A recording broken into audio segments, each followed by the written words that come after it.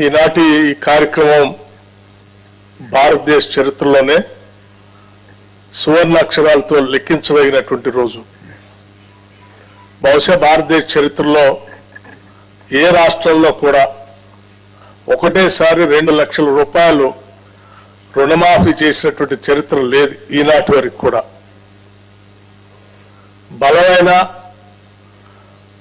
ధనిక రాష్ట్రంగా రాష్ట్ర విభజన జరిగినప్పుడు తెలంగాణ రాష్ట్రాన్ని ఆనాటి టిఆర్ఎస్ ప్రభుత్వం వారి చేతుల్లో రాష్ట్రాన్ని పెడితే ప్రజలు మొదటి 5 సంవత్సరాలు కేవలం 1 లక్ష రూపాయల రుణమాఫీని కూడా వాయిదాల రూపేణ 4 దఫాలుగా 5 సంవత్సరాలు చేశారు. రెండోసారి వచ్చిన తర్వాత 1 లక్ష రూపాయల రుణమాఫీ అని చెప్పి అధికారంలోకి వచ్చి 5 సంవత్సరాలు కూడా కనీసం 1 లక్ష రూపాయల రుణమాఫీ కూడా చేయలేకపోయారు.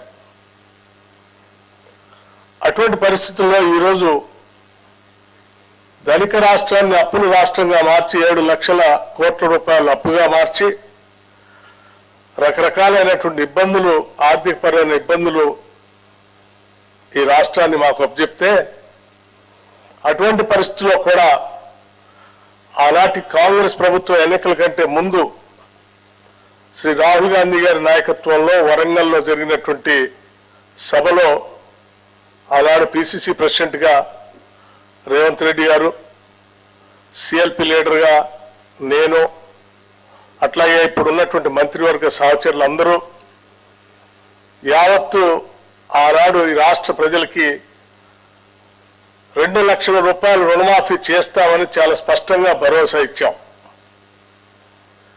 ఇచ్చిన మాట ప్రకారం ఈరోజు ఒకటేసారి 31,000 కోట్ల రూపాయలతో రుణమాఫీ చేసేటువంటి కార్యక్రమాన్ని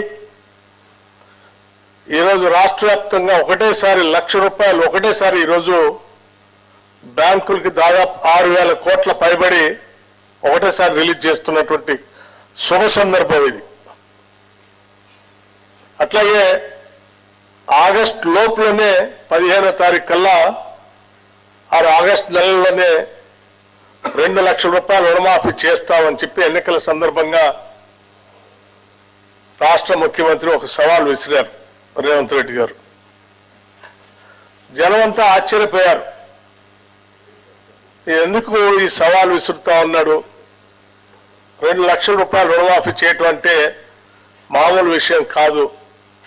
సాధ్యాసాధ్యాలు చూసుకోకుండా ఇబ్బందులు తెచ్చుకునే ప్రక్రియకి ఏమన్నా తెరలేపుతున్నారనేటువంటి భావం కూడా చాలా మంది వ్యక్తపరిచారు. చాలా మంది ఈరోజు ఇప్పుడు ఈ కార్యక్రమం పెట్టి మనం రిలీజ్ చేసేటప్పటికి కూడా ఇంకా ఆశ్చర్యంగానే రాష్ట్ర ప్రభుత్వంకి వెళ్ళి చూస్తా ఉన్నారు, నిజంగానే ఇస్తున్నారా అని. అంత ఆశ్చర్యకరమైనటువంటి ఈ కార్యక్రమాన్ని ఈరోజు చాలా నిబద్ధతతో ధైర్యంగా రూపాయి పోగేసి ఈరోజు మనం ఒకటేసారి 1 లక్ష రూపాయలు రుణమాఫీ చేస్తా ఉన్నాం. అట్లాగే ఆ ఇచ్చిన సవాళ్ళను కూడా నిలబెట్టుకుంటూ ఆగస్టు నెల దాటకుండానే 2 లక్షల రూపాయల రుణమాఫీ చేసే కార్యక్రమానికి ఈరోజు నాంది పలికాం. ఇది దేశ చరిత్రలోనే ఒక గొప్ప కార్యక్రమం. బహుశా కార్పొరేట్ వ్యవస్థల్లో కూడా స్వతంత్ర భారతదేశంలో ఏ బ్యాంకు కూడా, ఏ కార్పొరేట్ రంగం కూడా ఒకటేసారి 31,000 కోట్ల రూపాయలు బ్యాంకులు కట్టినటువంటి చరిత్ర ఈ దేశంలో ఎక్కడా లేదు.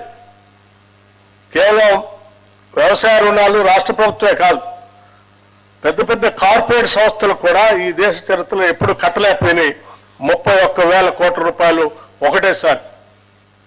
అటువంటి గొప్ప కార్యక్రమాన్ని ఈరోజు తెలంగాణ రాష్ట్ర ప్రభుత్వం 31,000 కోట్ల రూపాయల్ని రైతాంగ సోదరులకి వారు తీసుకున్న రుణాన్ని మాఫీ చేస్తూ మీరు కట్టాల్సినటువంటి 40 లక్షల అకౌంట్లకు సంబంధించిన డబ్బుల్ని ఒకటే అకౌంట్ నుంచి రాష్ట్ర ప్రభుత్వం మీ అందరి తరఫున ఈరోజు బ్యాంకులకి డబ్బులు కడతా ఉంది.